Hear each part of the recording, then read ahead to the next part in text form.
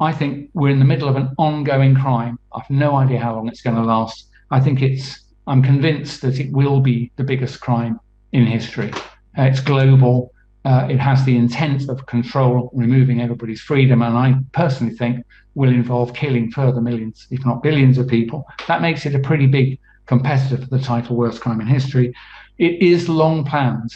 I won't bore you with the details, but I've definitely come across information that shows that the components of the deceit that they've used, PCR, exaggerated PCR testing, the use of fear-based messaging through the media, this stuff's been rehearsed by militaries and the people we might think of as the spooks for at least 25 years and possibly longer. So it's long planned, very serious. Here's the thing, why I'm calling you to arms. It's not going to return to the old normal. One, that's never their intention. So it's not going to happen passively because there isn't an actual phenomenon that's going to wear off. They're not going to allow it to return to normal. So if you comply with this tyranny, it will end with the loss of your liberty and probably your life. The supply chains that move materials, raw materials and finished goods around the world are being sawn through on a global scale. You only got to look at where the shipping is, where it should be and where it actually is.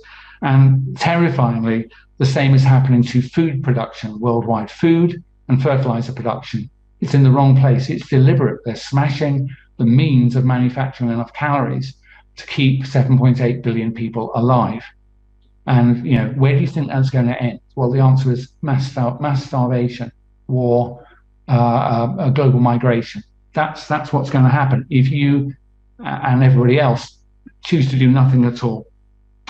Also, economic destruction we can see happening around us. Interest rates will rise on the back of huge debts. That will just cause mass bankruptcies, rolling recessions, depressions, things like that.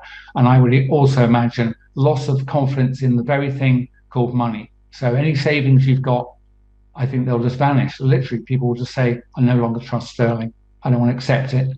And so all your savings are now worth nothing.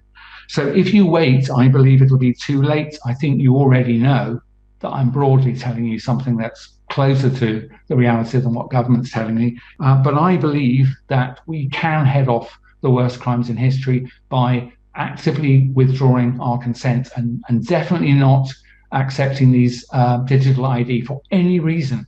Any reason. If you accept it, they will sweep over us.